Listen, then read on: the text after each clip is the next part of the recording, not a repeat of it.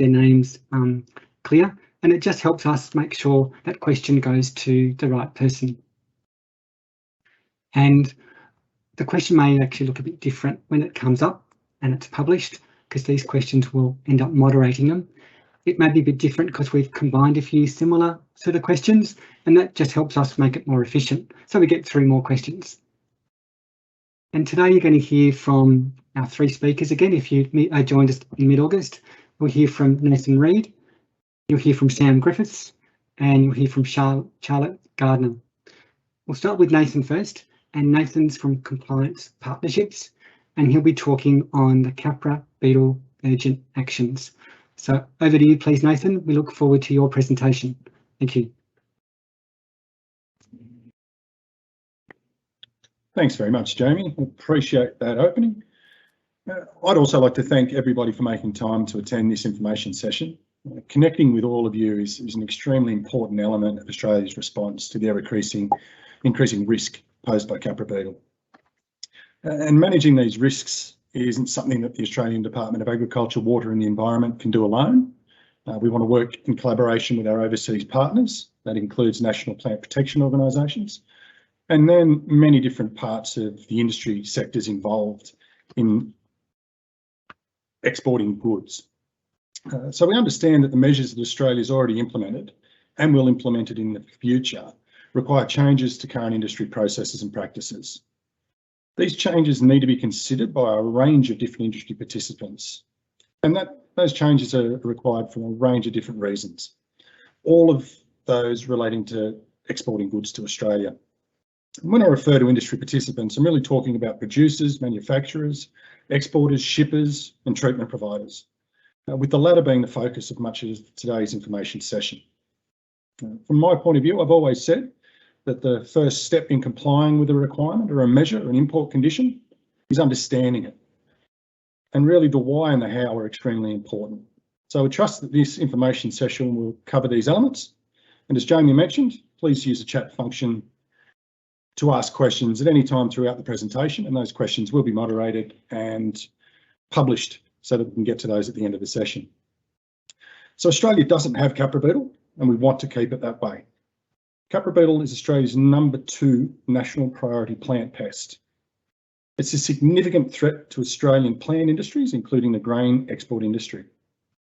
As a storage pest, Capri Beetle destroys grain quality, making it unfit for human or animal consumption. Stored products may become contaminated with beetles, cast skins and hairs from larvae, which can be a human health risk. If Capri Beetle enters Australia, it would have significant economic consequences. An outbreak could cost Australia approximately $15.5 billion over 20 years through revenue losses arising from damaged grain in storage and exports.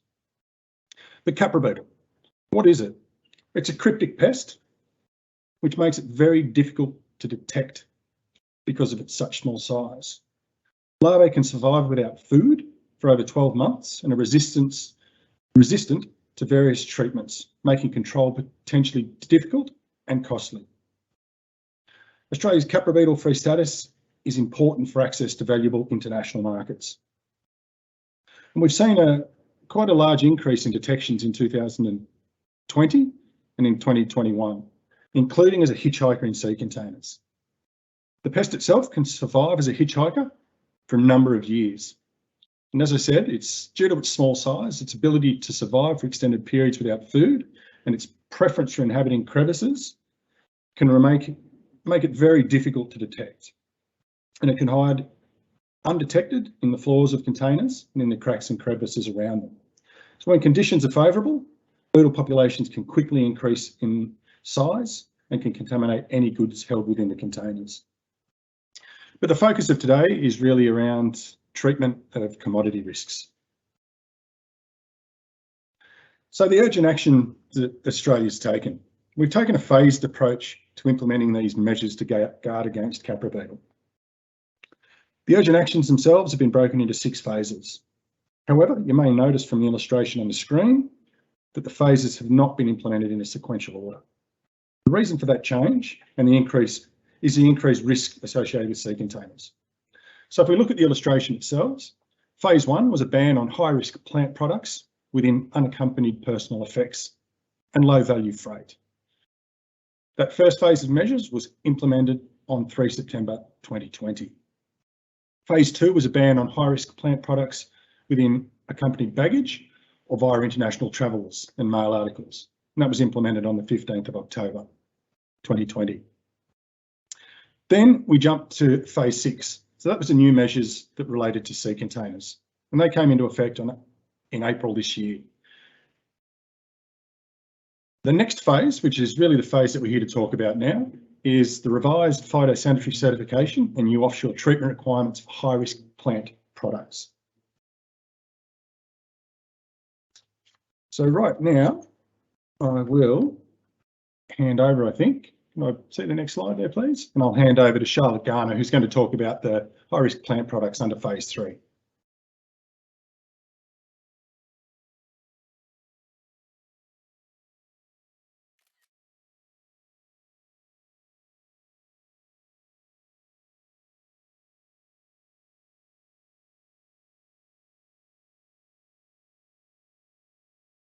We might be having some difficulty hearing you there, Charlotte.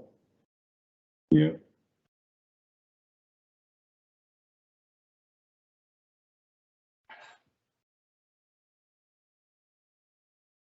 You there, Charlotte?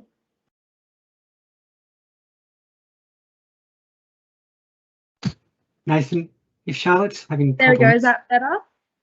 Yeah, we can hear you now, Charlotte, but the presentation's reverted back to the slide outline. Okay.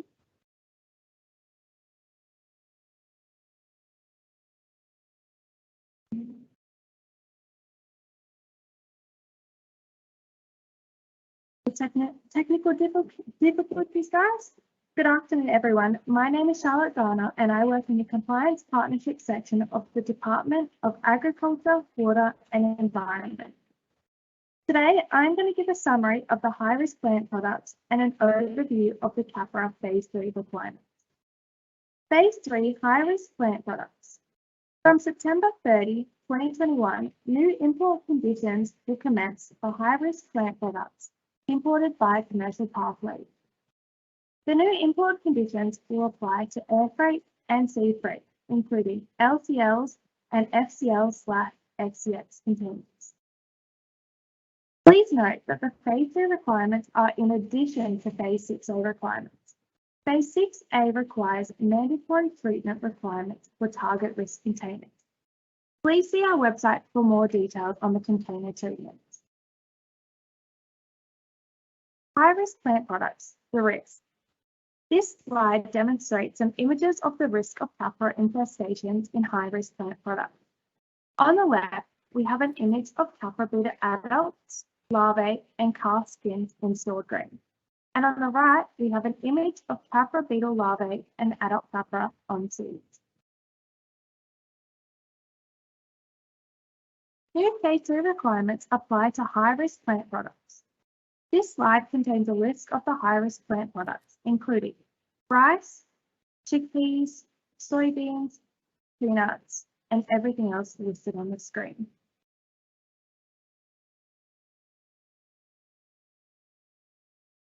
Please note that there are some exclusions to the high-risk plant products. The exclusion list was updated on August the 2nd with some notable changes, including goods that are commercially processed to a powder, meal, or flakes and packaged in bags less than or equal to 25 kilos. These goods will require a Phytosanitary certificate. Other additions to the exclusion list include breakfast cereals and snack foods that are commercially prepared and retail packaged, bakery and bread mixes that are commercially prepared and retail packaged, and herbal teas that are also commercially prepared and packaged. The above exclusions may be determined through evidence provided on a product label or commercial documentation. Please see our website for the full list of excluded products. Slide outlines the Capri Beetle target risk countries.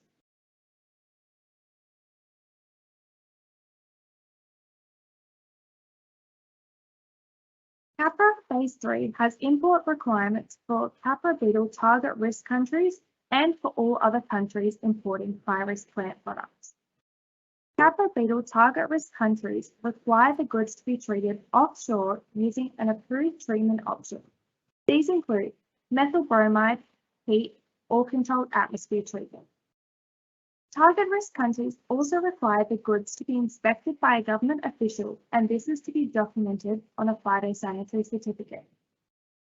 Please note that if the goods are exported from a Capri Beetle target risk country and are packed into an FCL/FCX sea container, the sea container must also be treated. High-risk plant products exported from all other countries require the goods to be inspected by a government official, and this is to be documented on a phytosanitary certificate.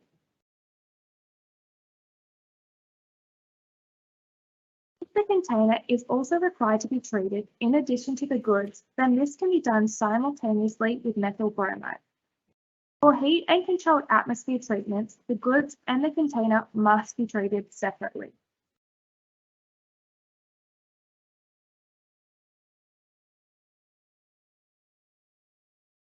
There are 3 approved offshore treatment options for Phase 3. If a treatment provider is conducting heat treatment, the department will accept treatments conducted by unregistered treatment providers. However, we encourage treatment providers to register their interest with us. The department also strongly encourages the use of providers approved under the offshore brown marmorated stink bug provider scheme. If a treatment provider is conducting a methyl bromide treatment in an AFAS country, the department accepts those approved under the Australian Fumigation Accreditation Scheme, also known as AFAS. The department will accept treatments conducted by unregistered treatment providers in non-AFAS countries. However, we encourage treatment providers to register their interest with us. The department also strongly encourages the use of providers approved under the offshore brown marmorated stink bug provider scheme. For controlled atmosphere treatments, the department is currently designing a scheme, and we encourage all companies interested to register their interest with us at the offshore treatment email address listed. We'll now hand over to my colleague Sam Griffiths, who will give a summary of the heat and methyl bromide treatment requirements.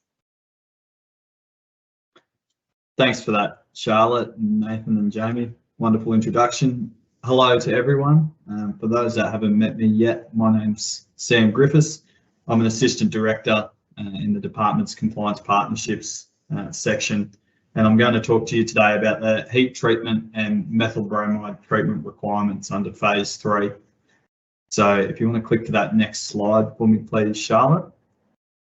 Importantly, when we're looking at heat treatment or methyl bromide treatment as a treatment option for these goods, we are talking about those high-risk plant products that Charlotte ran through before, coming from Capri Beetle target risk countries. And it doesn't matter the pathway, so FCL containers, LCL containers, any commercial pathway, including air freight, require treatment. And obviously, we'll go through the heat treatment requirements for that now. So importantly, the first thing there is the rate for heat treatment. So to manage the risk of Capri Beetle in these high-risk plant products, you need to treat the plant products at 60 degrees Celsius for a minimum of 120 minutes. And importantly, this is different from the container rate. So the heat treatment rate for containers is 180 minutes or 3 hours, whereas for the goods, it's only 2 hours. But again, important to note that for heat treatment, the treatment of the goods and the treatment of the container must be done separately. And I'll touch on that a little bit more later. Importantly, as with all heat treatments done for Australia, it must be conducted in accordance with our heat treatment methodology. And I'd encourage anyone considering doing this treatment to go onto the internet and search for our heat treatment methodology. Looks like that document there on the right, and to also search through the relevant BICON cases to determine whether there's any more conditions, or our website. Importantly for heat treatment, the temperature sensors must be placed in the centre of any packaging.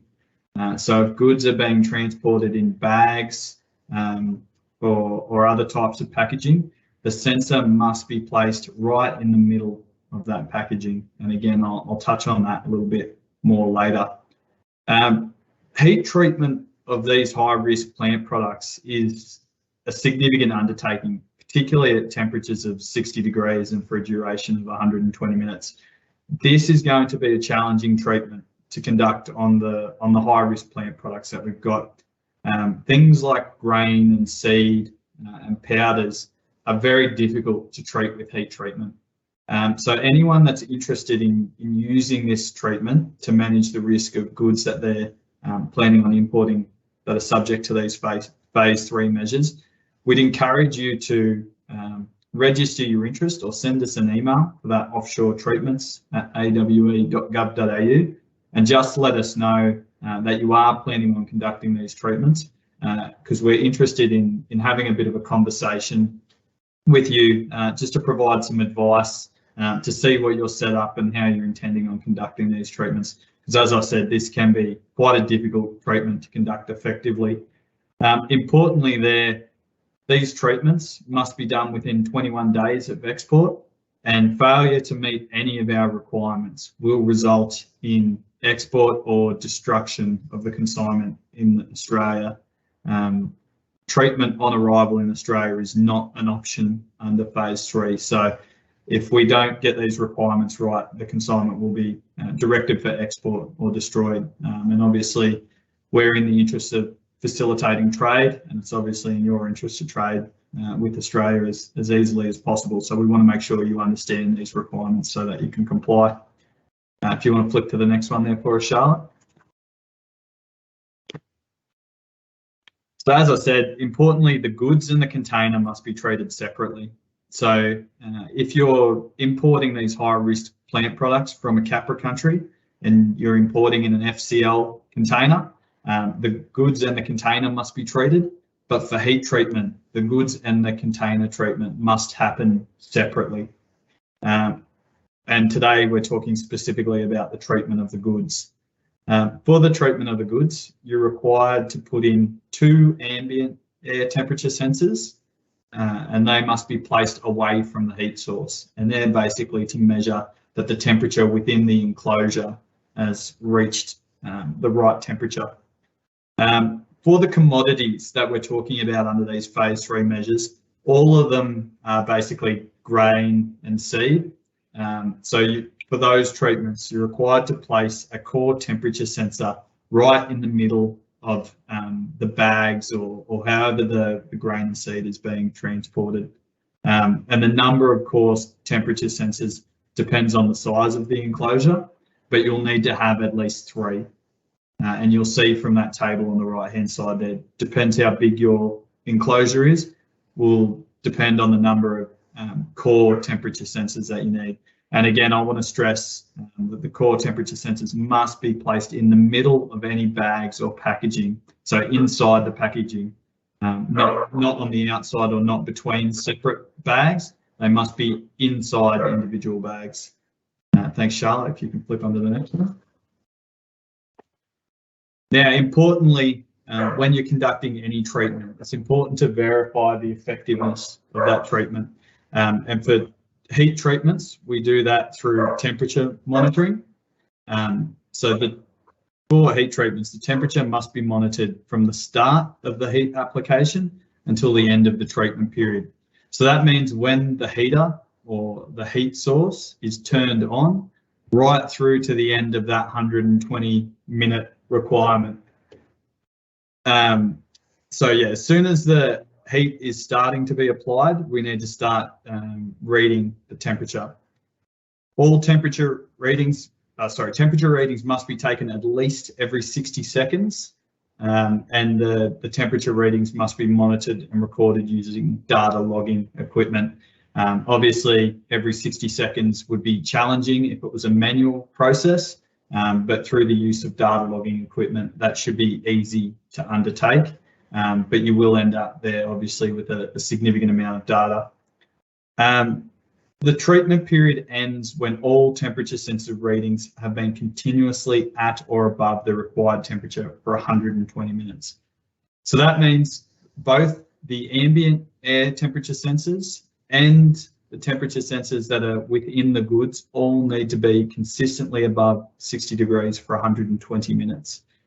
So we're relying on the coldest temperature sensor there being above for 120 minutes. Importantly, if the temperature drops below 60 degrees for any period of time, the temperature has failed and will need to be restarted. Thank you, Charlotte. On to the next one. Now, it's really important that we get the treatment certification and documentation right. These are the documents that allow us to assess here in Australia that the goods have been treated effectively. And we rely on these documents to help facilitate that trade. So really important that we make sure all of this information is correct. All treatment information, must be recorded on the record of treatment. And the record of treatment must be completed on site as the tasks are performed. All temperature readings must be included as an attachment. So we were talking about before that data logging equipment. You need to take the temperature every 60 seconds for every temperature sensor. That's a lot of data. That needs to be included as an attachment to the record of treatment so that we can see for each treatment that it's been conducted effectively. The treatment certificate can only be issued by the treatment provider when they are satisfied that the treatment has been performed in accordance with our requirements. All sections of the treatment certificate are mandatory and need to be filled out correctly. Obviously, any incorrect certificates or incomplete certificates create delays at the border while we're trying to work through whatever the issues are. And occasionally those incorrect certificates won't be accepted and the consignment will be sent for re-export. So really important to make sure that the treatment certificates are completed correctly and it has all the information that we require.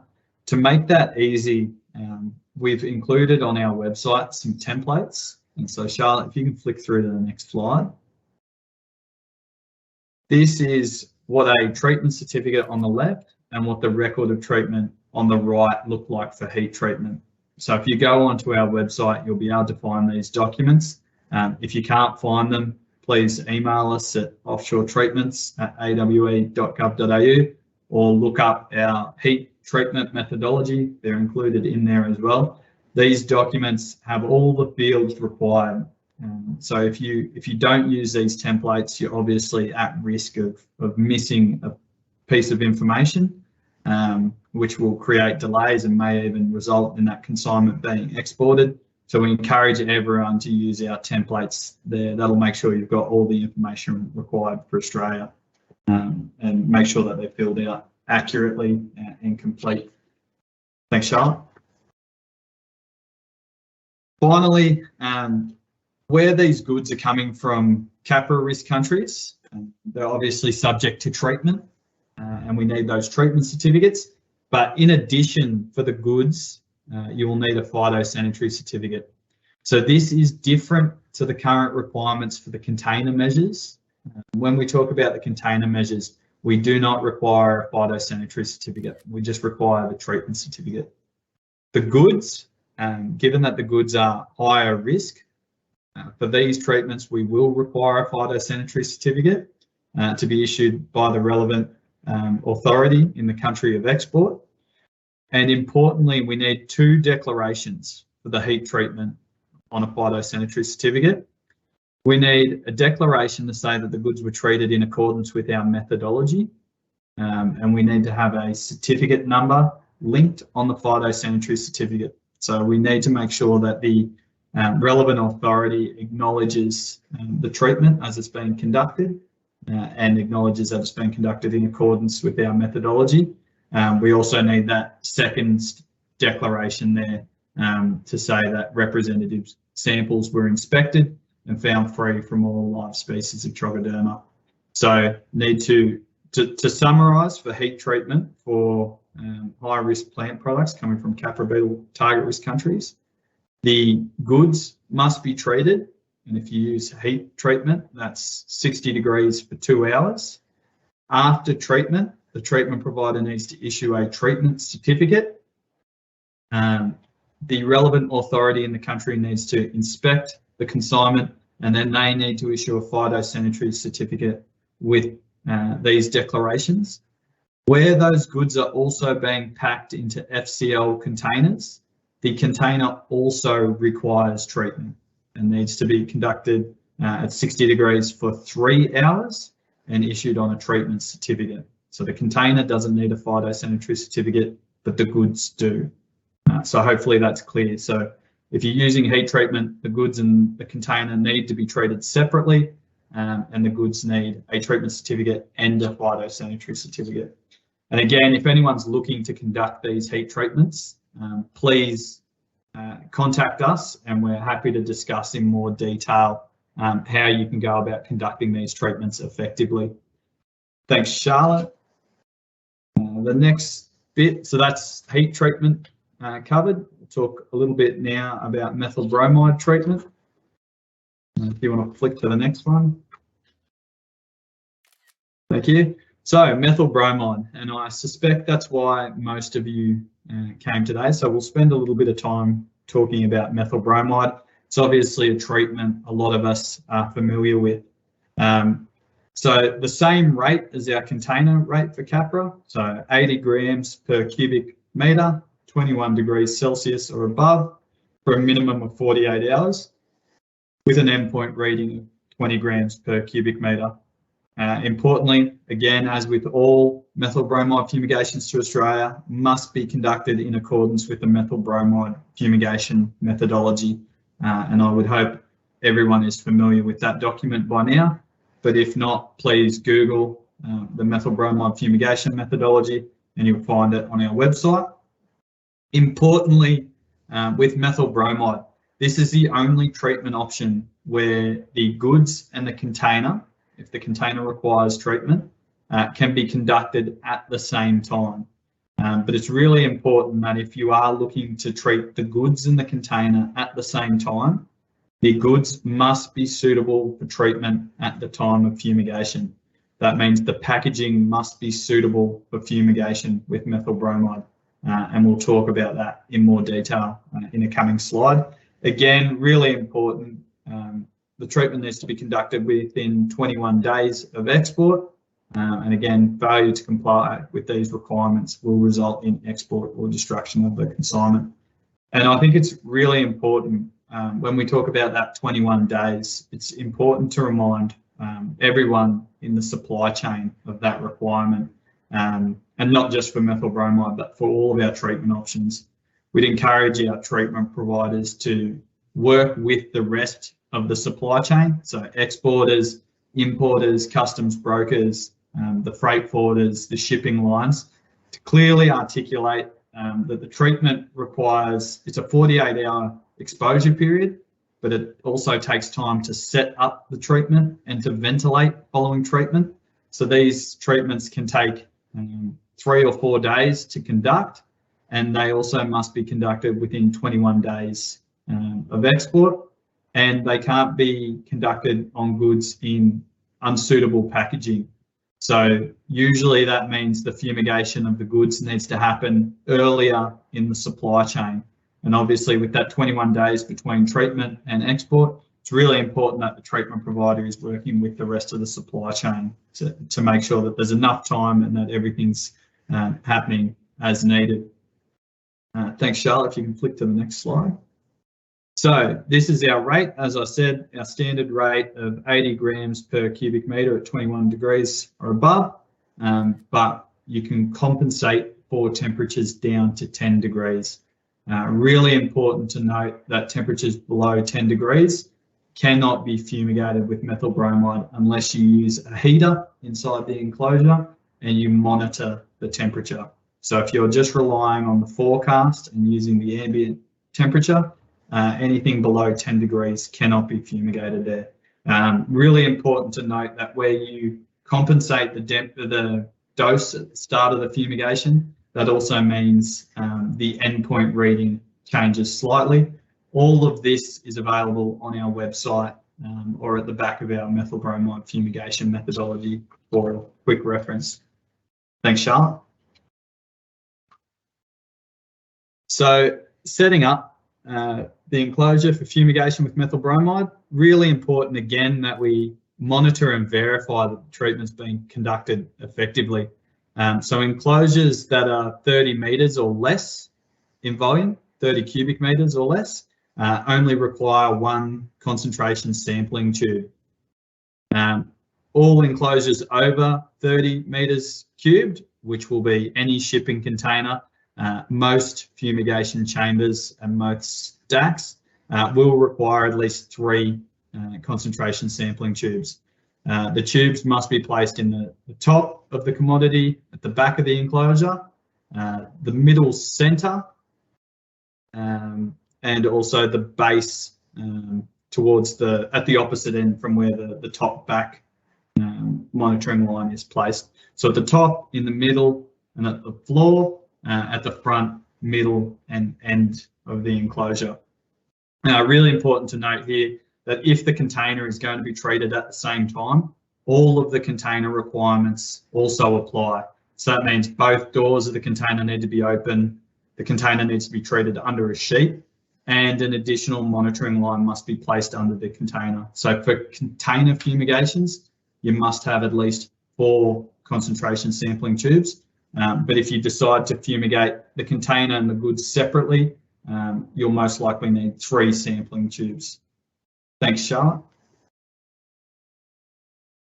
So probably what is going to be the most challenging part of the methyl bromide fumigation for these goods and these measures is the suitability of the consignment for treatment.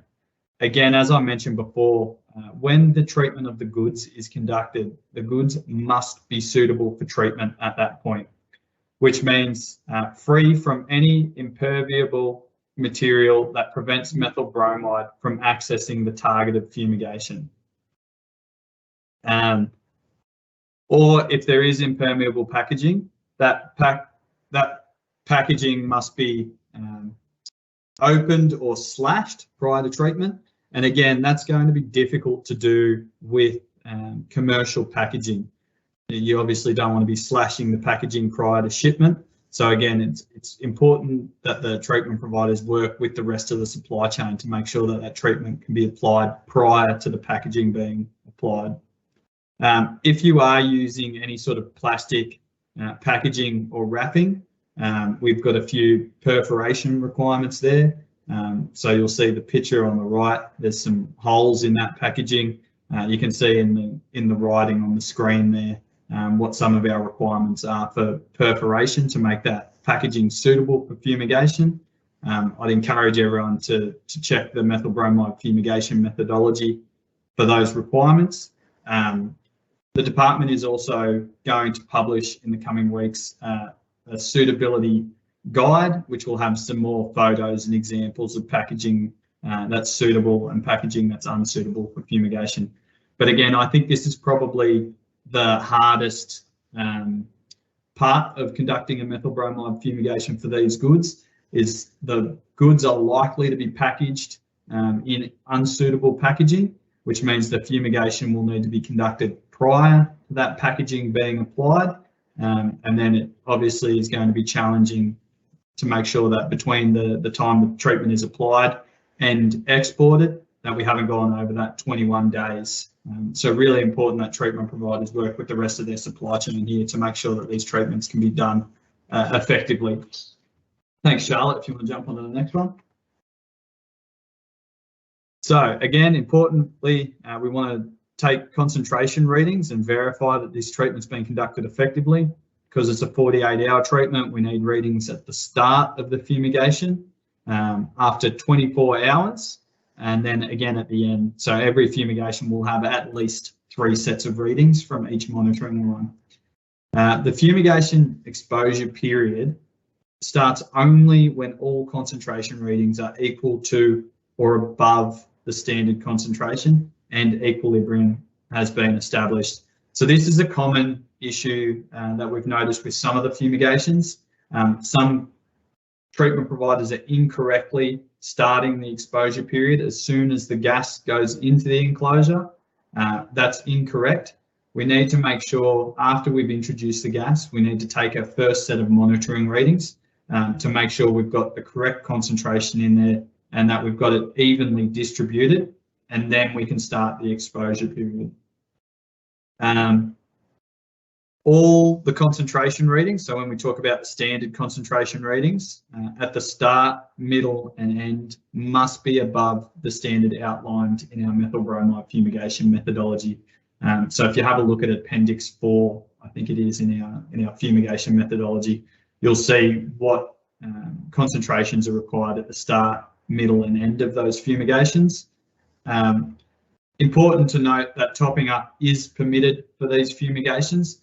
You just need to make sure that you're following all the requirements in our methyl bromide fumigation methodology. But if you come through at the middle or the end of the fumigation and it looks like there's not enough gas in there, you can follow those topping up requirements in our methodology.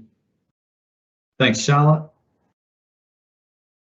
So really important safety consideration here. At the end of our exposure period, we need to make sure that the enclosure is fully ventilated in a controlled and safe manner. And importantly, we get down to that TLV, which for methyl bromide is 5 parts per million. So we need to make sure that we're venting that enclosure down below 5 parts per million before we release it from fumigator control. While we're doing that ventilation, we obviously want to make sure that we're keeping everyone in the surrounding area safe, and we're doing that in a controlled manner. Really important that we do that TLV reading, and really important that the TLV reading is included on the treatment certificate. So for some of these treatment of the goods, it's likely that the goods will be treated probably in a chamber, or it maybe as a sheeted stack away from the container. But where the container is treated, really important to make sure that that TLV is included on the treatment certificate as well, just so we're keeping everyone in the supply chain safe and making sure people aren't breathing in dangerous levels of methyl bromide. Thanks, Charlotte. Now, again, really important to make sure that we get the documentation and the certification right for these treatments. Again, so all treatment information must be recorded on a record of fumigation. And importantly, the record of fumigation must be completed on the fumigation site as the tasks are performed. That record of fumigation is a really, really important document, and it must be done in the field. What we don't want is people creating notes in a notepad or on a spare piece of scrap paper, and then later in the office completing the record of fumigation. The record of fumigation is not to be completed in the office. It's to be completed out in the field as the treatment is being conducted. This is a working document. It's fine for this document to get dirty, to get a little bit messy out in the field. We just want to make sure that it's out in the field and being completed at the same time, so there's no way that errors can get onto the form. So really important to make sure that's done out in the field and that it's fully accurate. Again, treatment certificate needs to be issued by the treatment provider once they are satisfied that the treatment's been performed in accordance with our requirements. And again, all sections of the treatment certificate are mandatory and must be filled out correctly. Incorrect certificates can create delays at the border. And again, we've got some templates available on our website for you to have a look at. And Charlotte, you want to flick through the next slide? We'll quickly show everyone what those templates look like. Really important, one of the common delays we are seeing at the border at the moment is with people that have missing information from their methyl bromide treatment certificates. And the reason why that information is missing is because people are using their own template. Again, if you're doing a treatment for Australia, the easiest way to make sure that you have all of the information required is to use our templates. They're provided free of charge on our website. Again, encourage everyone to jump on our website, find them. If you can't, again, send us an email and we'll be able to point you in the right direction. But really, I'd encourage everyone to use those treatment certificates because it's just the easiest way to make sure that your documentation is going to be compliant. Thanks, Charlotte. So if you want to hear, this is the if you're going to conduct a methyl bromide treatment, again, for the goods, you'll need a phytosanitary certificate. The declaration is slightly different from the heat treatment one.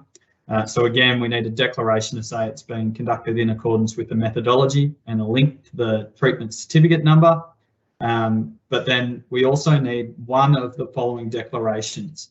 So either the goods were fumigated in gas permeable packaging, which means the packaging is suitable. The goods were fumigated prior to packaging, or the packaging was open or slashed during the fumigation. Really important, obviously only one of those declarations can be true. So if we end up with phytosanitary certificates with more than one of those declarations, we won't accept it. So really important to make sure that that declaration makes sense and is reflected of what actually occurred. And then we also need that declaration to say that the sample was inspected and that it was free from all species of Trogoderma. So just to summarise there quickly, again, methyl bromide, it's the only treatment where the goods and the container can be conducted at the same time.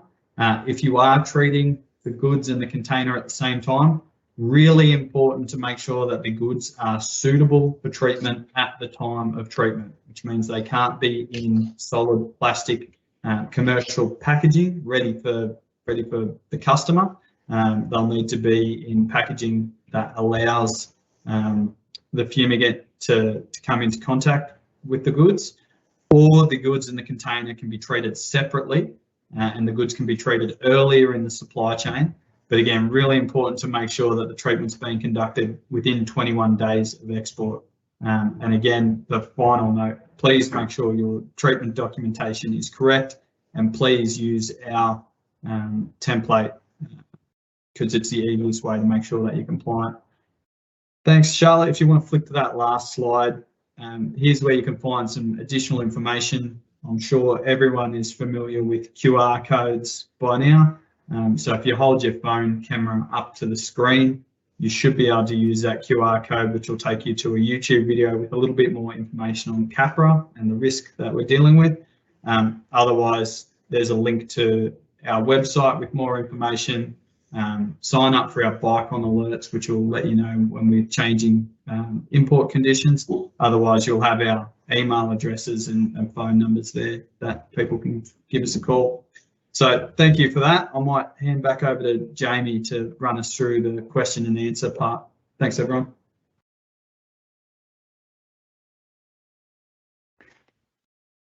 Thank you, Sam. Thank you very much for those. And just quickly recapping on what we've just heard, folks, please keep those questions coming into Q&A. We've got about 9 ones there, maybe 11 ones there to go. So that's easy to do, helps us engage with you to make sure we get you that correct information. So thank you to Nathan first, Nathan Reed, who spoke. And Nathan spoke about the Capra urgent actions. To Charlotte, thank you very much, Charlotte. You presented on the high-risk plant products and phase 3 requirements. And then we heard from Sam just then, who took us through the heat treatment methodology and the methyl bromide fumigation methodology as well. That information is all available on the website, as Sam said, and there's a whole lot of other areas there to get connected to, including Bicon alerts, QR codes, the email, offshore treatment or awe.gov.au,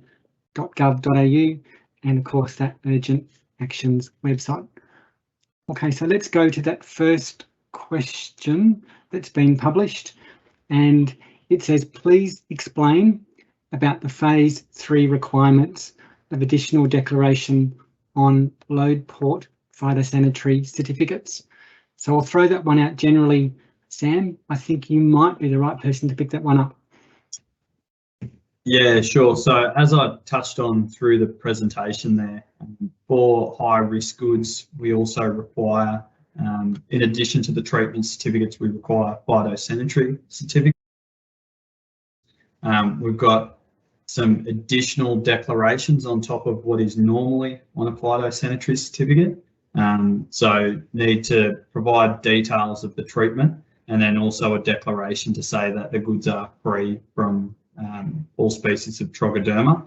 It's important to note I know most of the people on the line here are from Capri Beetle target risk countries, but also important to note under phase 3 requirements, these phytosanitary certificate requirements apply to more than just the Capri Beetle target risk countries. So high risk plant products from Capra countries require treatment and a phyto. High risk plant products coming from any other country, so not a Capra country, will require a phytosanitary certificate, and that phytosanitary certificate must have that additional Trogoderma declaration on it as well. So it must be inspected and then have a phytosanitary certificate applied. So hopefully that answers the questions. Otherwise, jump onto our website and have a look at the phytosanitary certificate requirements under phase 3, and it's all articulated there. Great, that's fantastic. Thank you, Sam. The second question we have from our audience there is for LCL cargo, what is the target of fumigation? Containers from the base port is fumigated as per revised specification or at the transshipment port? So Satish there is asking for clarification, please. Yeah, so the sea container treatment requirements only apply for high risk plant products from Capri Beetle target risk countries where the container is being shipped as an FCL container. So then in that instance, the container must be treated, and now the goods must also be treated from 30 September.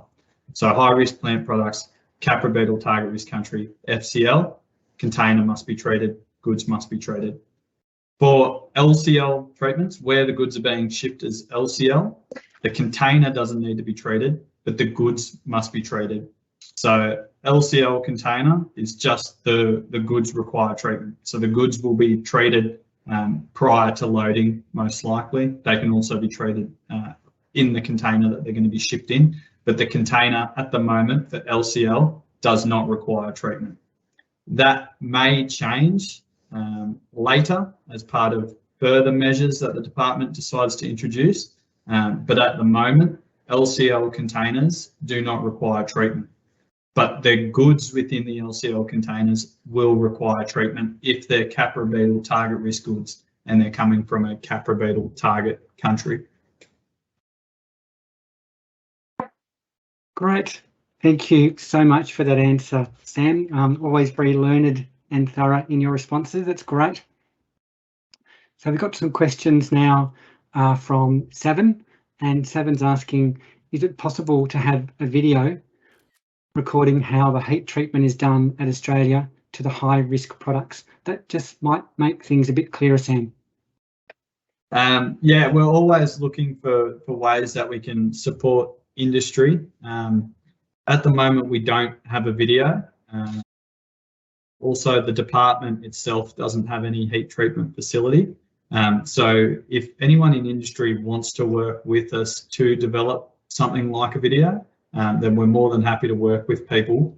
But I am confident that the methodology that we've got is really clear about what the requirements are. And we're also, if people have specific questions about how to conduct a heat treatment, we're more than happy to work with people individually and provide advice. And I think that's the message that I really want to make clear to everyone here, is that the department wants to make sure that these treatments are being conducted effectively. We've got obviously an interest in it from a biosecurity risk point of view. We know that industry want these treatments to be conducted effectively as well, not only to manage the biosecurity risk, but to facilitate trade. So everyone here is interested in making sure the treatments are done effectively. So the department, we want to do as much as we can to provide support, provide the information required to make sure that we're all getting that goal. Because I think, as Nathan mentioned, the first step in getting an effective treatment is to make sure people understand what those requirements are. And so if people aren't understanding, please feel free to reach out to the department, clarify your understanding, ask the questions. There's no penalty. That advice gets offered for free. We're more than happy to help people because our first interest is in making sure that these things are done effectively. If it was up to me, I'd much prefer to deal with things proactively rather than wait for a problem before we try and come in and sort it out some other way. Beauty, that's a great answer, Sam, and you're right. It is so important to work with the community to make sure that message does get out nice and clear. Thanks very much. There's a couple of questions all related here, and so anonymous. So on the department's website, it mentioned the following items are excluded from these requirements: goods that are commercially processed to a powder, meal or flakes and packaged in bags less than or equal to 25 kilograms, such as cereal flours like semolina, wheat flour, chili flakes and ground spices. What sort of documentation is required to show evidence that the goods are excluded from the measurement, and any recommendation on the types of product packaging to be used for methyl bromide treatment? It's a combination of questions there, Sam. Yep, so the first one on the list of exclusions, I'd encourage everyone to go onto our website. What we had on our slide was a summary of those exclusions, but people should go onto our website to make sure that they fully understand. Specifically for the powders, meals and flakes in less than 25 kilo bags, really important to note that those goods still require a phytosanitary certificate. So they may not require treatment, but they will require a phytosanitary certificate. So that means they'll need to be inspected, and that phytosanitary certificate will need to have the declaration about being free from all species of Trogoderma. How we determine those exclusions, or how you can demonstrate that the goods are excluded from the measures, is through evidence provided on something like a product label or commercial documentation. So something like a commercial invoice or something like a manufacturer's declaration. Yeah, so it's basically that commercial documentation to provide a description of what the goods are. We use that as part of our assessment as to whether or not the goods are subject to measures or not. On that last question, which is around packaging suitability for methyl bromide, effectively anything made out of plastic, metal like foil, glass. So I know some of these commodities will be shipped in glass jars, tin, those sort of things. So any plastics basically are not suitable for fumigation, even if they are slightly permeable to methyl bromide. They will slow the gas exchange down, so we consider them impermeable and therefore not suitable for fumigation with methyl bromide. So probably the best packaging is no packaging, and then from there we want to make sure that we're using suitable packaging where we can. Things like material like cloth, that sort of stuff tends to breathe reasonably well, so that is better packaging for the goods. Like I said, we'll put out in the next couple of weeks a more comprehensive guide on packaging that is suitable and packaging that's not suitable.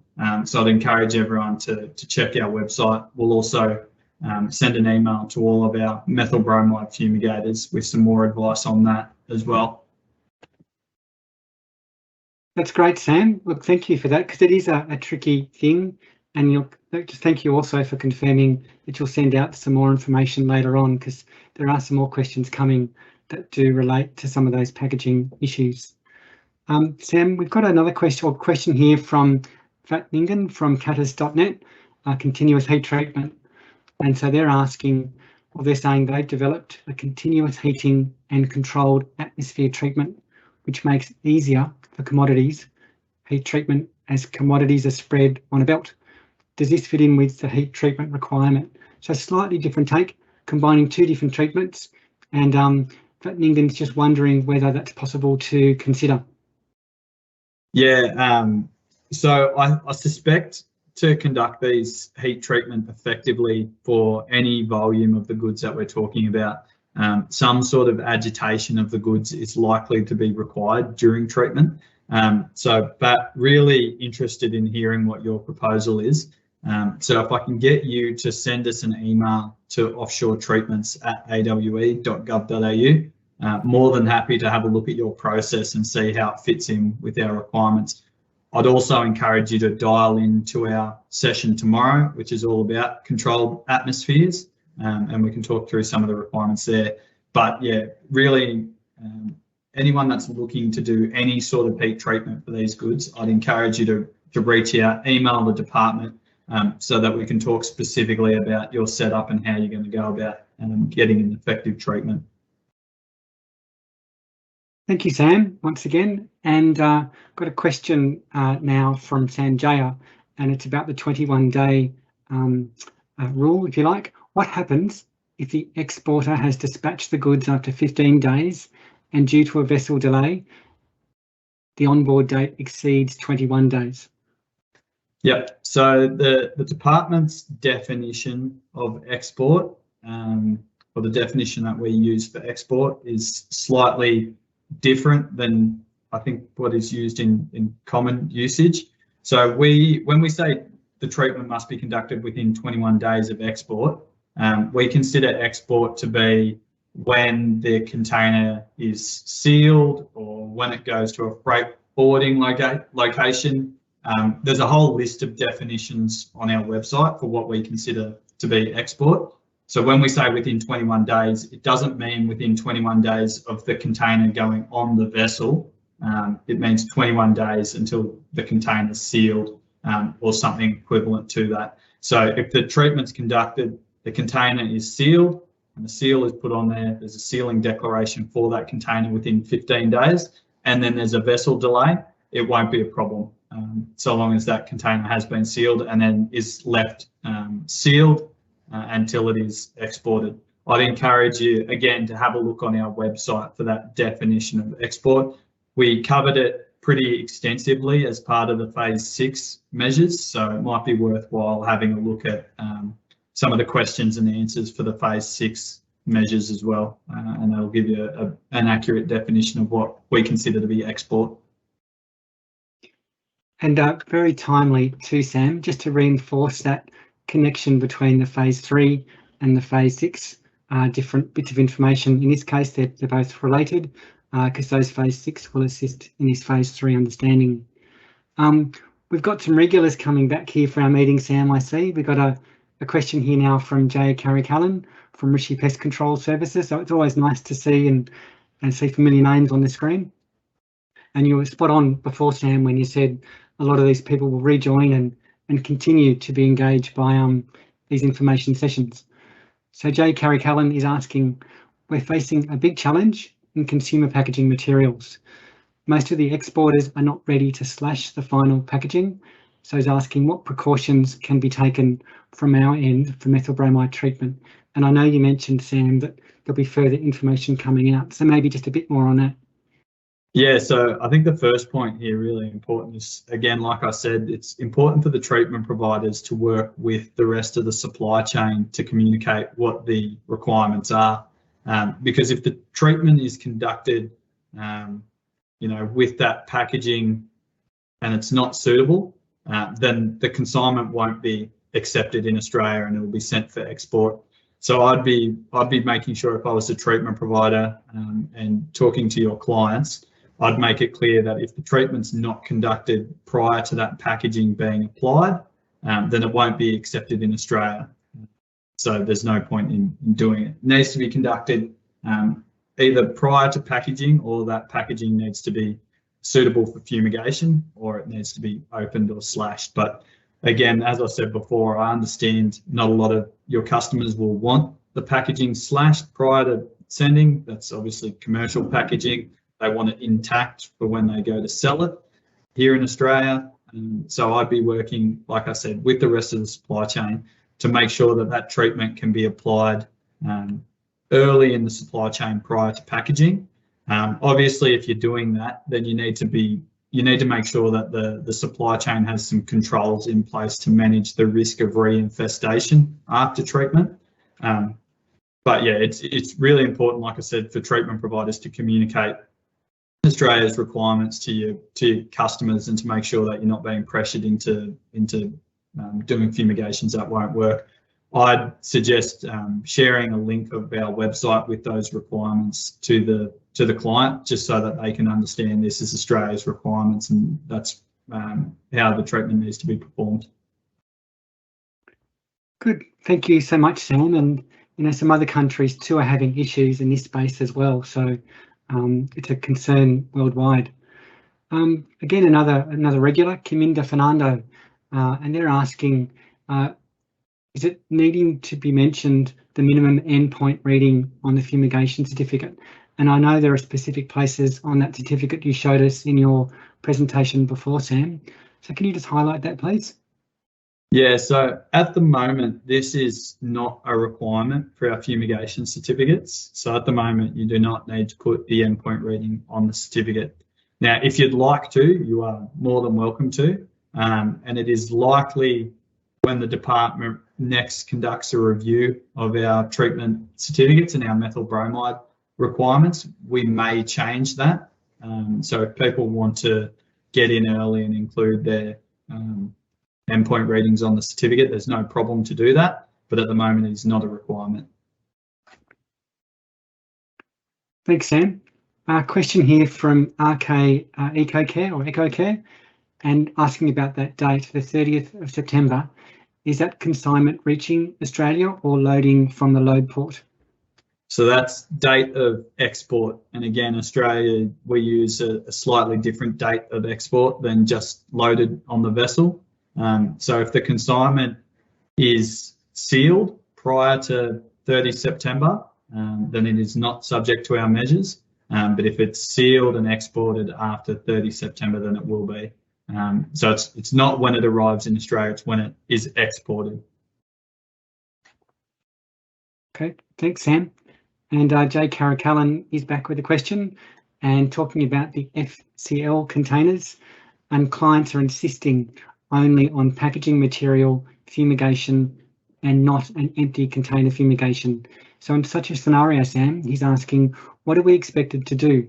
Can we issue certificates only for the commodity without certificate for empty container fumigation? And will the fumigation agency be penalised for this? No, absolutely. It's a really good point. And this is again why we encourage people to use our template. So on our template, you'll see at the top, there's some boxes where we ask you to indicate what the target of the treatment was, and what the job sort of was. So if you're only treating the goods and not treating the container, then make sure you indicate that. You can also put it in as an additional comment on the treatment certificate. And in that case, the fumigation agency wouldn't be punished for that. What would happen is when those goods and the container arrived in Australia, we would assess the documentation. We would say that there hasn't been a treatment conducted on this FCL container. It's not suitable for Australia, and would need to be exported. Again, that's why we're encouraging everyone to understand what our requirements are so that they can comply. But in that instance, we wouldn't take any non-compliance action against the treatment provider. The treatment provider, so long as they accurately tell us exactly what they're doing, it's then up to the importer to make sure that the job that they've paid for meets Australia's treatment requirements. So again, just use our treatment certificate templates, indicate exactly the job that you're doing, and you'll be fine. Excellent, Sam. And look, thank you again for these questions. They continue to come in, and they're very wise questions, and it's a great opportunity to help clarify those for you. We've got a question from Neo in Singapore, and Neo's question is, phyto certificates required for methyl bromide treatment from Singapore? Okay, so this one might be slightly tricky without a lot of details here. So if you're talking about goods that are originally from a Capra country, and then they've been transshipped to Singapore to have a treatment, and they're subject to the phase 3 measures, then yes, a Phytosanitary certificate will be required in Singapore as well. If you're talking about goods from Singapore, like, and I know there's not a lot of domestic goods coming from Singapore, but in a non-Capri Beetle target country, if you're doing a treatment, then you don't need a certificate. But again, if the goods are originally from a Capra country, then you will need a Phytosanitary certificate. So yeah, it kind of depends exactly on the scenario. But if you want to send us through an email with your specific circumstance, we can provide some more specific advice. Thanks, Sam. Good answer too. And got a question that relates to an insecticide treatment that we spoke about for the Phase 6A. And Sunil Kumar Singh is asking, we are facing the problem after treatment of containers by deltamethrin, the insecticide treatment for the containers. Do you want to speak about that one now, Sam, or do we need more information? Yeah, I might need more information to know exactly what the problem is there, Sunil. And noting that today we're here to talk about the treatment of the goods, but if we do have time, happy to talk about the container treatments as well. Okay, Sunil, so maybe put that question in with some more detail, and if we don't get to it, we'll address it via the emails in that offshore treatments at awe.gov.au email. I've got a question here on instrumentation from BHI, and which instrument should be used for the detection of the methyl bromide gas concentration? Yeah, so there are a number of devices that are available on the market that measure methyl bromide. We obviously don't endorse a specific device, but there is a number that you can purchase. So I'd encourage you guys to do your own research. You'll want to balance things like cost, reliability, how often the devices need to be serviced, how long they last for, and how easy they are to use. So I'd probably encourage you, and this will be slightly different for every country as well, depending on what the local distribution network looks like. So again, we don't endorse any particular version of any particular device. Encourage you guys to do your own research, probably including talking to some of the other providers or industry associations in your country to work out what the best device is for you. Excellent, thank you, Sam. Question here on alternatives. Now, knowing that today we're just talking about methyl bromide and heat, and tomorrow we're looking at the controlled atmospheres. So, Sam, is this a good place to talk about any other alternative gases for methyl bromide, or do you want to cover that tomorrow? I can touch on it quickly here. I see the first part of that question is, why is methyl bromide still allowed to be used? And obviously methyl bromide under the Montreal Protocol is banned, except for use in quarantine and pre-shipment purposes, which this is. And that just means that we're using this gas to make sure that we're protecting Australia's natural environment. So it's for an environment use, QPS use, so it's still allowed to be used. That being said, we are actively looking at alternative treatments to methyl bromide. So obviously today we spoke about one, which is heat treatment, and then I'd encourage you to sign up for our session tomorrow as well, where we're going to be talking about controlled atmosphere treatments, or some people might know them as modified atmosphere treatments, but using nitrogen and CO2, carbon dioxide, sorry, to conduct treatments as an alternative to methyl bromide. But yeah, I'd encourage you to come along tomorrow. Good. No, thank you, Sam. Thank you for that one. Question here from Anonymous, and talks about in heat, grains act as insulators. And so how does the heat kill Capri Beetle? And you touched on this, Sam, when you said it may not always be right treatment for all product or commodities. Yeah, and this is sort of what I was talking about with heat treatment. I think it's going to be a pretty difficult treatment to conduct effectively for all scenarios. It's likely to be difficult to achieve on very large scales. And as I sort of mentioned before, it might require some form of like agitation, like moving the grains and seeds to make sure that the heat can penetrate all the way in. Because you're exactly right, seeds, powders, grains act as an insulator and can prevent the heat travelling into the centre of the grain that we're trying to treat. Unfortunately, that's where we're likely to find Capri Beetle, which is why our requirement is to put the temperature sensor right into the middle of the bag, because it's going to be the hardest to heat location. And so we know if we've got that location up to 60 degrees for 2 hours, then we will have killed any Capri Beetle in the enclosures. But yes, it is going to be a difficult treatment in some circumstances. I think on the smaller scale, and particularly where you have some method of agitating the grain, then it's fine. It will work as a treatment. It's quite effective. 60 degrees for 2 hours will kill Capri Beetle. But as I said before, anyone that's looking to do heat treatment, please reach out to us so we can discuss specifically how your setup works, and we can work out whether or not it's going to be an acceptable treatment for Australia. Thanks, Sam. And I think there's a second part to that question. The question also from Anonymous talks about the actual problem they're facing is after treatment of the container during the rainy season. So after treatment, they need to dry the container for stuffing, and it's taken more time for stuffing. So just asking their advice. I think that's the question related to delta methrin that we had before. Oh, right, okay. So with insecticide treatments, prior to conducting the treatment, the container needs to be washed, and then you need to take 2 hours before you apply the delta methrin. Noting we don't have a lot more questions and we've still got a bit more time, I'm happy to answer this one here. So yeah, it's going to be a challenge to apply delta methrin to sea containers during the wet season and in rainy countries, because after you apply the delta methrin, you need to allow it to dry for 2 hours, and that's to give the delta methrin crystals time to dry and adhere themselves to the container.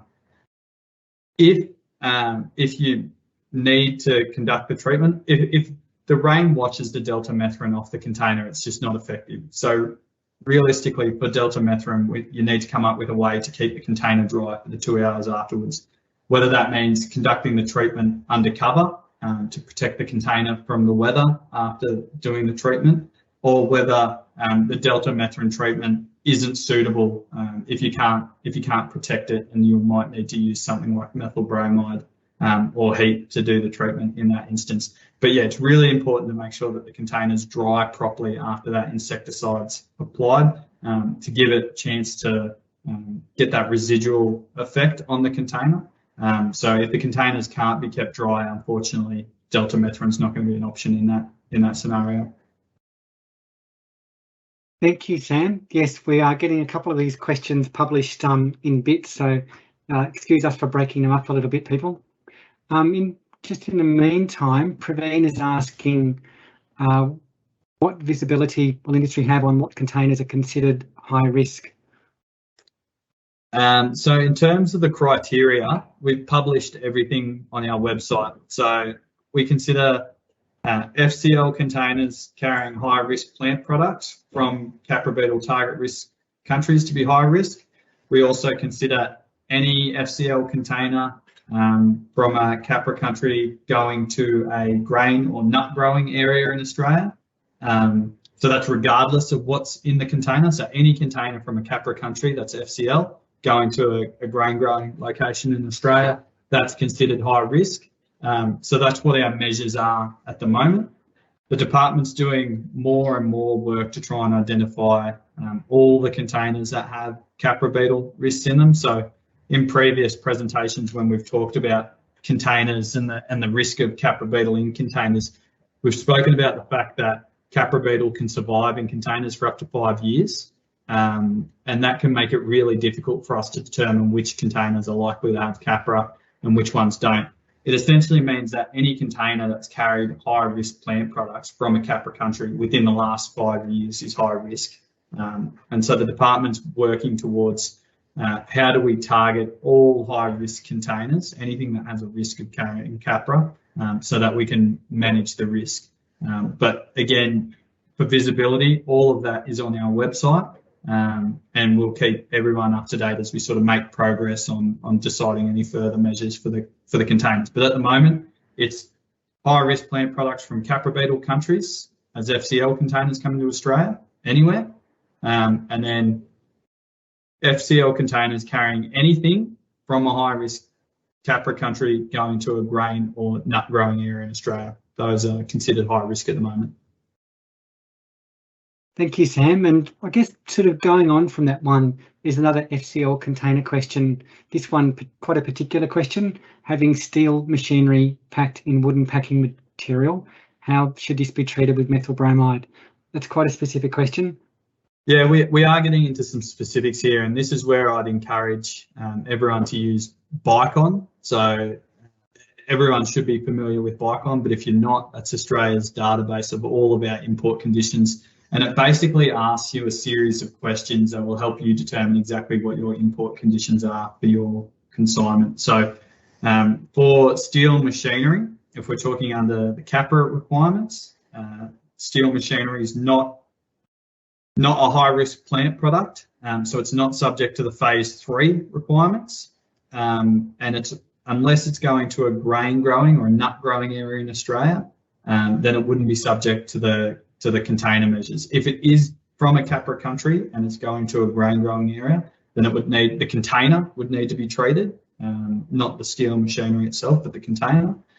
If you're in a BMSB country, so brown marmorated stink bug, during the brown marmorated stink bug season, then steel machinery is subject to BMSB measures, and it may be that the BMSB needs to be treated. And if your wooden packaging material hasn't been treated, then it also has its own requirements for timber pest. So either the timber packaging will need to be ISPM 15 treated, or treated using our timber rate, which is 48 grams, 24 hours, 21 degrees Celsius.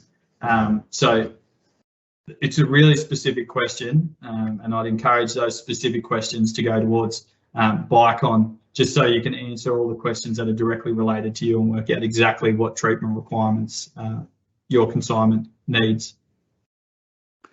Thanks, Sam. And I know on our website there's assistance in using Bicon as well. It gives you some good instructions on how to use that, sort of what specific commodity you might be exporting to Australia and the kind of conditions around that required when it's coming into. So a very worthy place to start looking first is Bicon.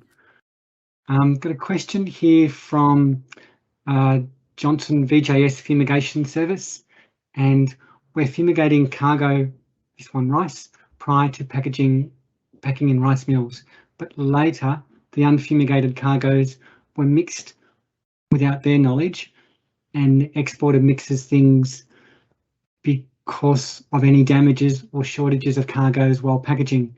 Announcing mandatory of using gunny bags or any permeable packing bags.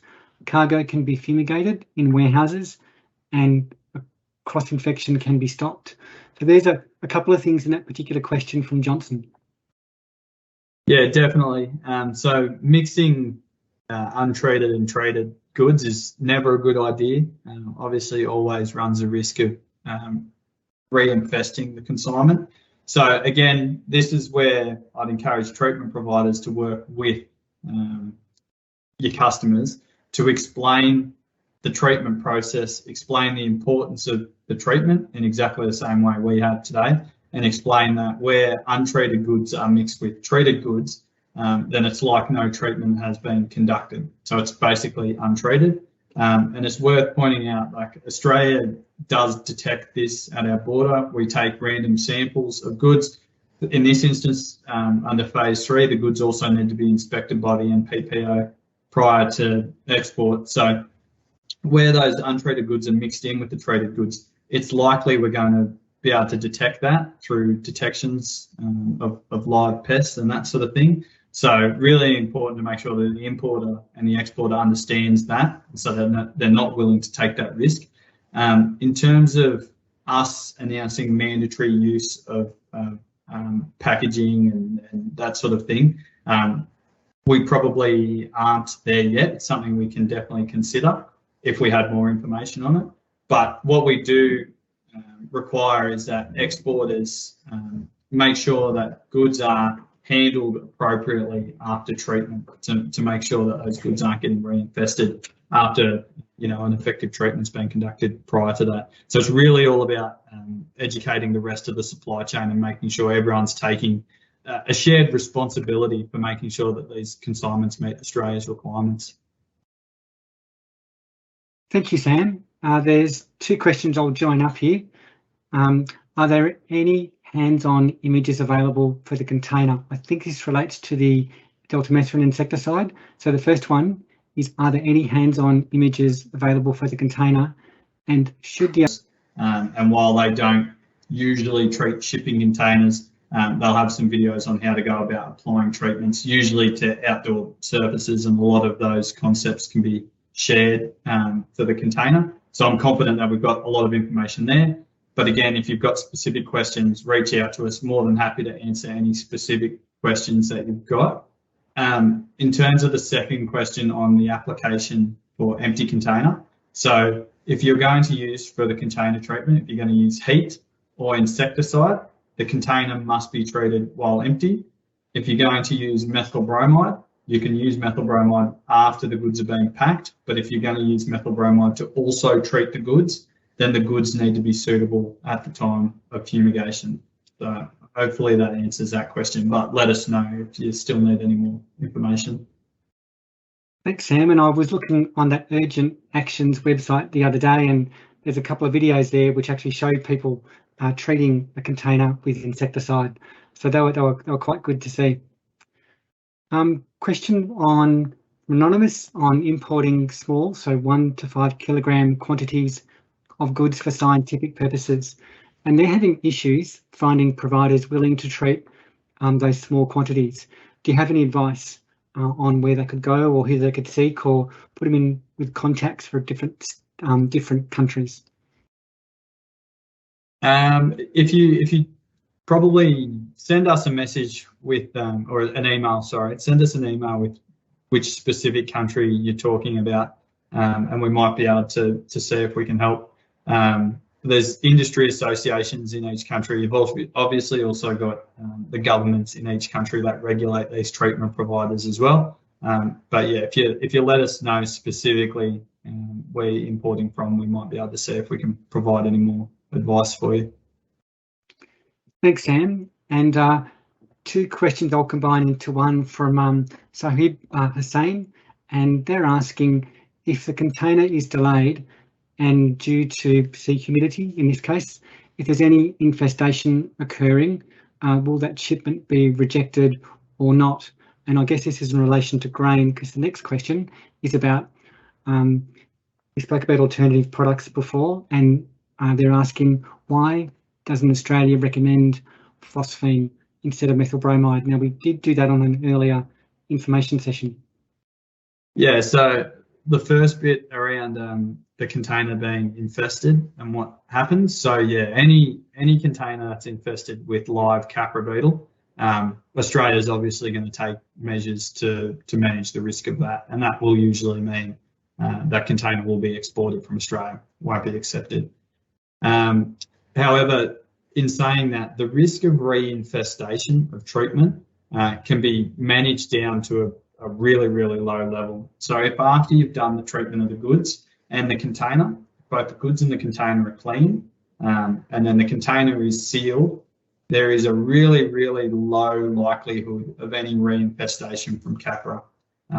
Capra are quite small, they're not flying insects, they don't tend to spread at a great rate by themselves. They tend to get moved around in stored product is how they tend to operate there. So long as the goods in the container are clean, once they've been sealed, the risk of reinfestation is quite low. And that's why, again, we use that sealing as one of our definitions for export, because it's really a reasonably low risk that anything's going to infest it after that. But, you know, if either through, you know, poor management after treatment, if something does happen and it becomes infested, then yes, Australia will need to take measures to manage that risk. In terms of phosphine treatment, we do extensive risk analysis on each pest when we set our measures. When we've done the risk assessment for Capri Beetle, we've determined that phosphine's just not a suitable treatment to provide Australia with the level of assurance that it needs. Large populations of Capri Beetle are quite resistant to phosphine at this stage. So the efficacy data to suggest that phosphine can be used effectively against all life stages of all different type of Capri Beetle just doesn't exist. And that's why we're using methyl bromide, heat, our delta methrin treatment for containers and controlled atmosphere for goods. So it's not because we want to be difficult. We do want to find alternative treatments. We just want to make sure that those alternatives are effective. And at this stage, we just don't have the information to suggest that phosphine would be effective. But Jamie, you might even have more information on that.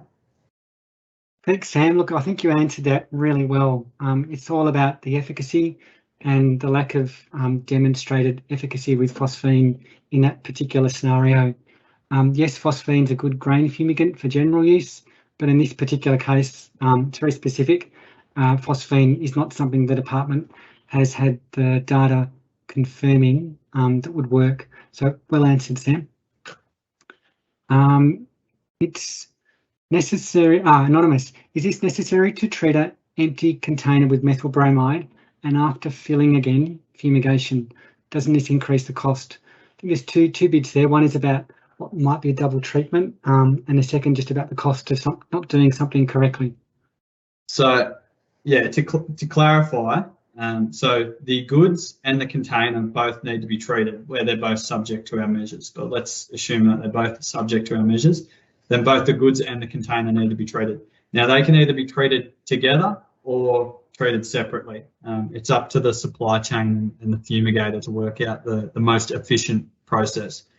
If you decide to treat it together, then you only need to treat once. You can treat the goods and the container at the same time. But importantly, as I've said, the goods need to be suitable for treatment at the time that they're treated using methyl bromide, which means they can't be in plastic packaging or anything like that. If you can't treat the goods and the container at the same time because the goods are in unsuitable packaging, then you need to treat the goods earlier in the supply chain. And that might mean that you need to do the goods and the container treatment separately. And while that might increase the cost for that supply chain, that might be the most efficient way of managing the risk. For me, one of the things that I would talk about when looking at the cost of doing treatments is to say that it's always more cost effective to do the treatment once and do it effectively. So one of the big issues we see with cost around the world is where a treatment's not conducted effectively. There remain live pests in there. And then when the consignment turns up in Australia and we find live pests, the consignment's directed for export at the importer's expense. So what can be really expensive is not doing the job properly. It's usually cheaper to do the job properly. If that means doing 2 treatments, then that's what you'll do. If it means you can do the treatment once and do it effectively, then that's fine as well with methyl bromide. Thank you, Sam. And Vinod IPC is asking kind of a related question to what we've been considering to date, is we fumigate an empty container and a high-risk plant product separately. Is there any need of cargo fumigation after stuffing in a container as per, I love this, AQUIS door specifications? Is it be under the supervision of a government official? So from, and I'll be careful here, from Australia's requirements, the goods in the container can be fumigated separately, and then when they're put together, they won't need another fumigation, so long as they've both been done effectively separately. As I've said, the goods now require a phytosanitary certificate. So the local government authority, as part of the requirements for issuing a phytosanitary certificate, they may want that additional treatment and they may want that treatment done under supervision. So from Australia's requirements, there's no need to fumigate the container again after the container and the goods have been fumigated separately, but you will need a phytosanitary certificate for the goods. And if there's local government procedures that require additional treatments as part of getting that document, then that's sort of a local process or set of requirements and not really for Australia to comment on. Thanks, Sam. Ningen is back with a question at catus.net. And again, just a good opportunity here, Sam, to reinforce that differences between what the IPPC do in ISPM 15. And as Fat correctly says, it requires only 56 degrees for 30 minutes for treating wood packaging materials under ISPM 15. And asking the question, doesn't that work for other commodities? And he's concerned, or they're concerned about the long heating exposure might affect commodities quality at that 60 degrees for 2 hours that you've been raising today. Yeah, so importantly with ISPM 15, the treatments within ISPM 15 relate to the pests associated with timber packaging. So ISPM 15 is specifically for wooden packaging material. So the treatments that are included in ISPM 15 are just for the pests associated with wooden packaging. So, for example, 56 degrees for 30 minutes is suitable against timber packaging pests, but not suitable against Capra. In the same way that the ISPM 15 methyl bromide treatment requirement is only 48 grams for 24 hours. That's not suitable against Capri Beetle. Capri Beetle's slightly harder or more difficult to manage. So we require 80 grams for 48 hours, which is obviously a significant increase on that methyl bromide rate. So the commodity under these measures, if you're going to use heat treatment, requires 60 degrees for 2 hours. And yeah, we do acknowledge that long heating, that sort of long exposure and high temperature may adversely affect some commodities. It will work fine on some commodities, but may adversely affect other commodities. And that's why we also offer methyl bromide or controlled atmosphere. I mean, for us, our primary concern is to manage the biosecurity risk. And for Capra, that means we need to treat the woods at 60 degrees for 120 minutes. Thanks, Sam. And just straight on that, I'm just thinking about what Sam mentioned. Those arthropod pests, those wood boring pests, have a very different life cycle to Capra. And Nathan touched on the beginning of that, Nathan, when you were talking about, Capra's a cryptic pest. It has that diapause state, that resting state, that those wood boring pests just don't. Nathan, did you want to come into this conversation and just reinforce some of those messages regarding Capra versus those wood boring pests? Thanks, Jamie. Yeah, I think you've really covered it off, and the cryptic nature of Capra is really more of an issue, I think, when we're talking about container treatments. When we're talking about the commodity treatments, I think Sam's explained the conditions very well with respect to how Capra would behave. So I don't think that I've got too much more to add on that, actually, Jamie. Okay, that's right. No, thanks, Sam. No, thanks, Nathan. Thank you for that. And Sam is doing a great job there too. So Jay Carricallan, again from Rishi Pest Control, is asking, why is the empty container fumigation done with 2 doors open with a monitoring line underneath? That's the 4th line, I think. When the doors are closed under the enclosure, isn't it more effective as there are less possibilities of methyl bromide concentration being reduced? And I know you'll answer this very well, talking about sheeting and things like that, Sam. Yeah, so this comes back again, this is talking about the containers, but happy to talk about that today and answer any questions. So where we've been finding the Capri Beetle in containers, we've been finding it under the floor and in the door seals of the containers. So under the floor, in between the timber floor and the metal joists that run along the bottom of the container, we're finding Capri Beetle between those two things, so underneath the container, and then also in the door seals. Methyl bromide being a gas, obviously, and those door seals made of rubber, it can prevent the methyl bromide getting into the door seal, and we obviously also need to treat underneath the floor. So we require the container doors to be opened to make sure that if there's any Capra within the door seals, those open doors will allow the gas to go into the seal and manage the risk of Capra in that location. And then obviously, because the doors are open, you need to put it under a sheet, otherwise you won't keep any gas in it. And that under the sheet also allows us to treat underneath the container. And that 4th monitoring line makes sure that the gas underneath the container is sufficient to kill any Capra that are present under the floor there. So yeah, it comes down to the behaviour of Capri Beetle and the nature of the risk specifically. But we do appreciate that it's slightly different to how normal methyl bromide fumigations are conducted. And if I could control Capra and make sure that they weren't doing those things, then that would be better. But unfortunately, that's the way they behave. So we've had to set our requirements like that. Thanks, Sam. And just again, Capra is Australia's #1 grain pest and our second national priority plant pest.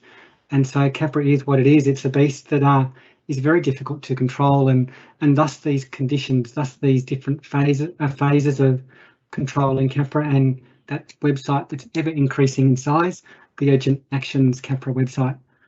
Vinod is continuing his question from before, Sam, and that was in relation to fumigating empty container and the high-risk plant products separately. And does the target of the fumigation conform to the plastic wrapping, impervious surface and timber thickness requirements at the time of fumigation? And I think he's asking for that yes or no answer that must be ticking in a box or something like that, Sam. Yeah. So again, this comes back to the requirements on our treatment certificates and the fields that are sort of required on there. Again, the easiest way to make sure that you're compliant is to use our templates. Our templates have the exact wording and all the fields required to make sure that you've got all the information that you need and give you the best chance of making sure your documents are effective. Yes, that information is still required on a treatment certificate. You still need to indicate that the target of fumigation is suitable for treatment with with plastic wrapping, impervious surface and timber thickness requirements.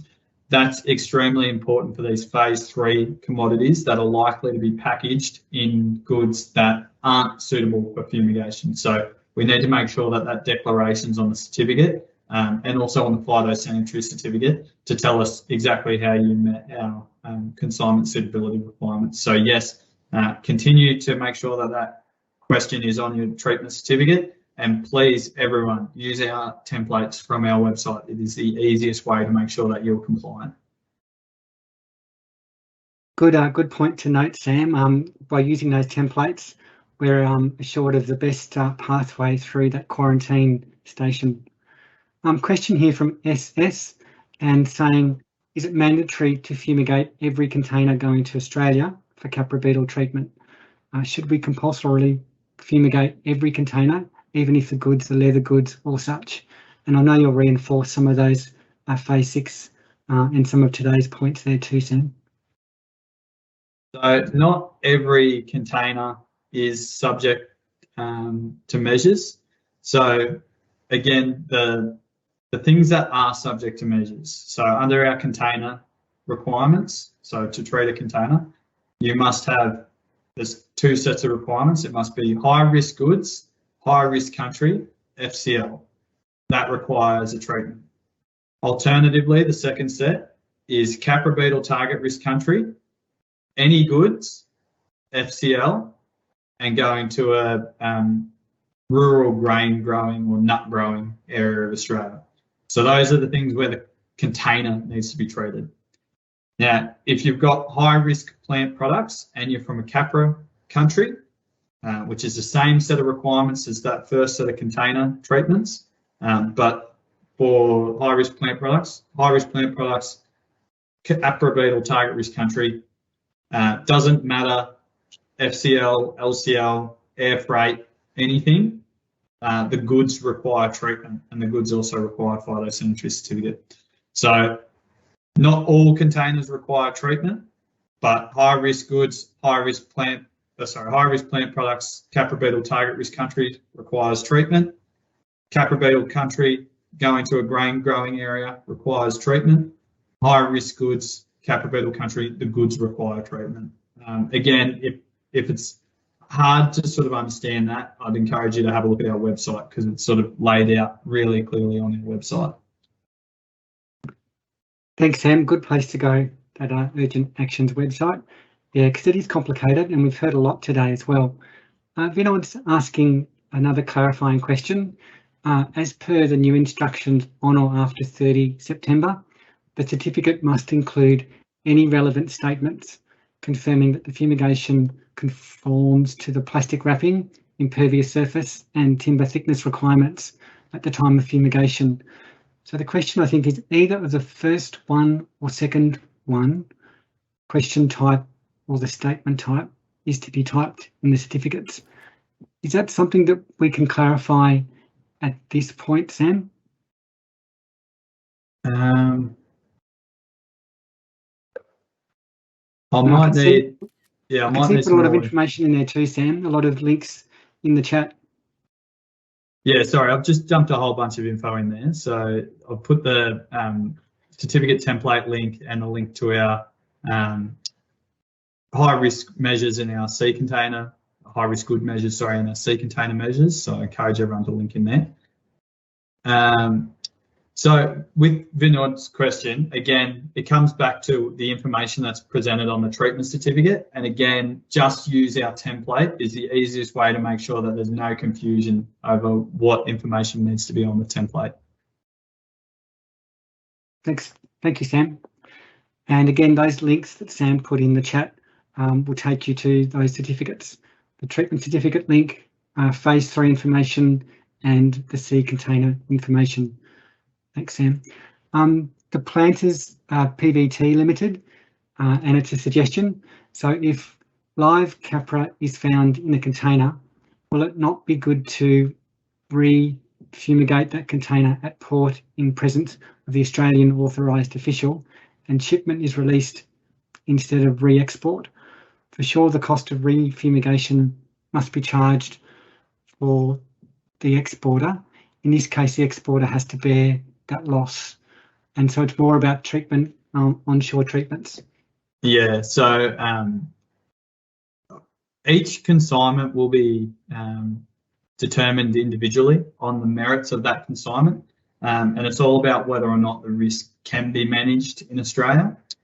So again, I want to be very clear that each container or each consignment will be assessed individually. However, in general, it is very difficult to make sure that the risk can be managed in Australia. Again, it just comes back to the nature of Capri Beetle and how difficult it is, and all the different locations in the container it can get to. So in the door seals, underneath the container. The fact that it can be underneath the container means that any movement of the container within Australia, so to move it to somewhere where it can be treated, is likely to spread risk. So again, each container will be, or each consignment will be assessed on its individual merits. But in general, it can be really difficult to manage that risk in Australia. And so from Australia's biosecurity risk point of view, the best place for that risk container is to go back to where it came from, so that it's no longer a risk to Australia. And again, I know that sounds like a significant step, and most exporters and importers here in Australia would like to avoid that. And again, the best way to avoid any of that cost is to make sure that the treatment's done effectively overseas. And that's why it's important, again, to work with the treatment providers to make sure that all the treatment requirements are understood. The treatment providers are given enough time and resources to be able to conduct these treatments effectively, so that we don't have to export anything from Australia. Everything's free from biosecurity risk. Thanks, Sam. Very important message, that one, to keep in touch with that supply and logistics chain. I mean, that's how it works really well. And by keeping people informed and communicated with, then there shouldn't be any of those surprises. AFSTAR, progressive fumigation. If the container is fumigated in the factory of exporter and it goes to the customs area and is reopened for examination, can we refumigate the container to be safe? And can we issue the certificate of refumigation to the exporter? Yeah, definitely. Yeah. Cool. And look, here's a really good question, anonymous. It's about organic products, and we've covered that a bit today in using heat, and tomorrow in the controlled atmosphere.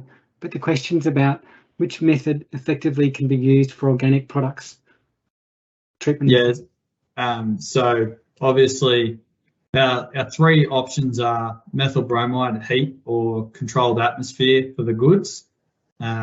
Controlled atmosphere is likely to be popular for the organics, but heat might also be suitable depending on the type of goods that you've got. So it's probably a really good last question for today, Jamie, because it gives us a great opportunity to plug our session tomorrow.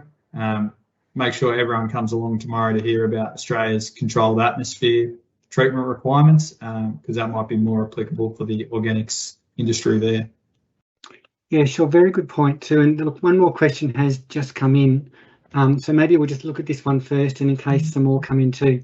I can see there's two in the wings coming through. So Astar Progressive Fumigation are asking, for the treatment against Capri Beetle, can we increase the dose more than at 80 grams per cubic metre for good results, or will there be risk of residues? So first of all, if you use that 80 gram rate, then you will get good results so long as you do the rest of the fumigation effectively. And obviously, as we've spoken about before, you can increase the dose to compensate for temperatures down to 10 degrees.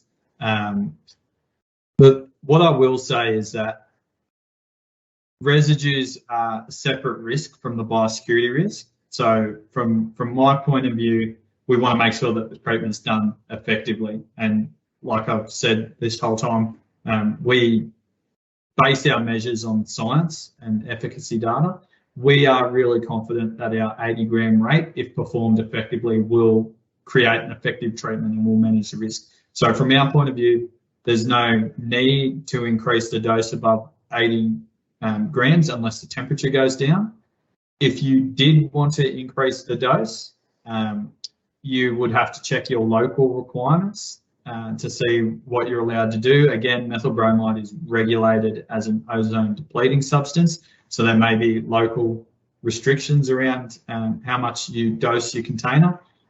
I would encourage you to examine those requirements, but from a biosecurity point of view, there's no problem with you increasing the dose, but there's no need to.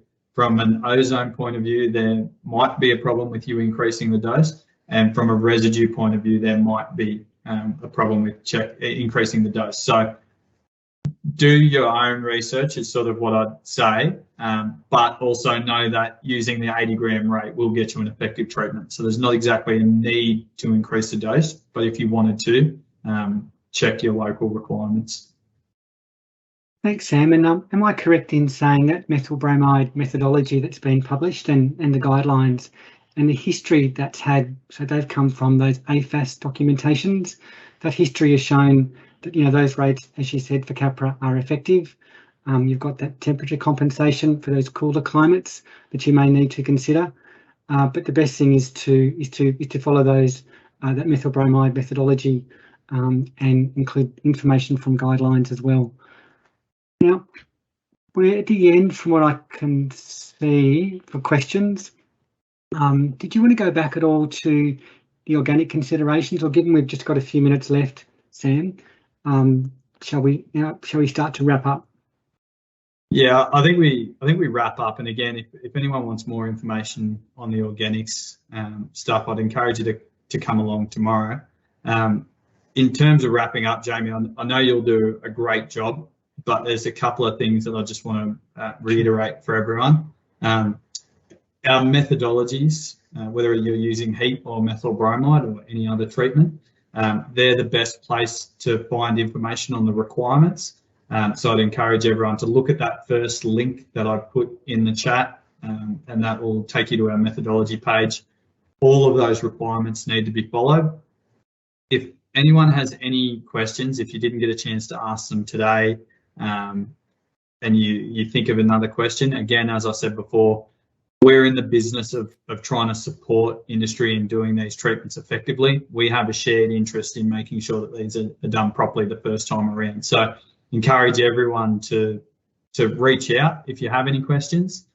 This is only the start of the conversation. More than happy to answer emails. I know our team, Charlotte in particular, has been really responsive to emails. So if anyone's got any questions, please let us know. As I said, we'd much rather deal with any issues proactively and help you work through those issues rather than try and deal with having to re-export a container here in Australia. Thanks, Jamie. Thanks very much, Sam. And that's a really good way to wrap up Guidelines are very important to follow. But today, look, we have heard a lot of that information. There's still a lot more to come tomorrow on controlled atmospheres. So same time for us will be 3 p.m. Australian Eastern Standard Time. And where you've joined from all over the world, please join us at that same time you joined today, tomorrow for controlled atmospheres. But today, just to reinforce, we've been looking at the approved treatment measures for high risk plant products under what is the phase 3. And if it is too much to take in all at once, there's that Capri Beetle Urgent Actions website that'll break it down. There's a lot of information there. And today we concentrated on heat and methyl bromide, and then tomorrow we'll do controlled atmospheres. Sam, you've got your hand up. I was just going to say there's one more question here that I did want to get into because I think it's a good one. And so I'll quickly read it. As you know, there are companies in our country that give certificates without any immediate real treatment, without fumigation or heat treatment. And this is how they give documents to people. How do you think about distinguishing between companies like this and companies that do the job right? That question's just moved off my screen. I don't know where it's gone. So how do you think about? Yeah, how do we distinguish between companies that are doing the wrong thing and companies that do the right thing? The companies that send you containers even though they do not do the treatment effectively.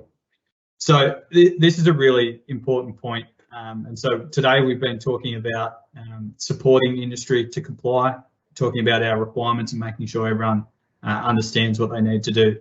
This is half of the department's business. The other half of our business is responding to non-compliance and specifically deliberate non-compliance. And obviously this particular question, they haven't indicated which country that they come from, but in my experience, it doesn't particularly matter. There's some number of treatment providers in just about every country that choose to do the wrong thing, that will deliberately create fraudulent documents where they haven't done the treatment properly. And like I said, the other half of the department's business is being able to identify these treatment providers and take action against them. And I'll say over the last few years, the department has become increasingly better at being able to detect these companies. So if there's anyone listening on the line today, and I'd imagine most of the people on the line today who decide to come here to learn more about these requirements are here because they want to do the right thing. But if there's anyone out there that is not doing the right thing, I think it's worth letting you know that the department has gotten really good at detecting fraudulent behaviour and taking action where necessary. And I'd say even if you've gotten away with it previously and haven't been detected, it's likely that in the future you're going to be. So I'd make sure now, take this as fair warning for everyone from now on. I'd be doing treatments properly, otherwise it's very likely that you're going to get caught and you'll be removed from the system and not able to do treatments anymore. And again, for those good treatment providers out there, we know how difficult it can be to compete with these providers that aren't doing the work. We know that people that aren't doing the work can offer cheaper prices and do things quicker than those that are doing it compliant. And we know it gives a bad reputation to all of our compliant treatment providers. So I'd encourage you, it's in your interest to help us identify these non-compliant providers so that we can remove them and create a fair playing field. So if you are aware of any providers that are doing the wrong thing, feel free to reach out and let us know. That can be done anonymously and we can deal with that information as we get it. But yeah, I just encourage everyone at the moment. We are aware of this issue and the department's doing a lot of work to be able to improve our detection capability and our non-compliance response. So I'd encourage everyone now to make sure that they're doing these treatments effectively. It's the easiest way to make sure that your goods get into Australia and that you can continue to work and continue to make money, because failed treatments obviously run the risk of Australia shutting markets down. And in that case, you wouldn't be able to do any treatments. So it's probably not worth it from that point of view either.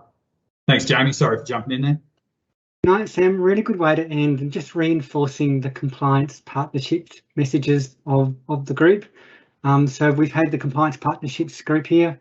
So we heard from Nathan Reed first up, and then we heard from Charlotte Gardner, and we've been hearing from Sam as well, answering those questions. In the background, we've had Steve Pios and Saffron Shorter. So they've kept this activity going.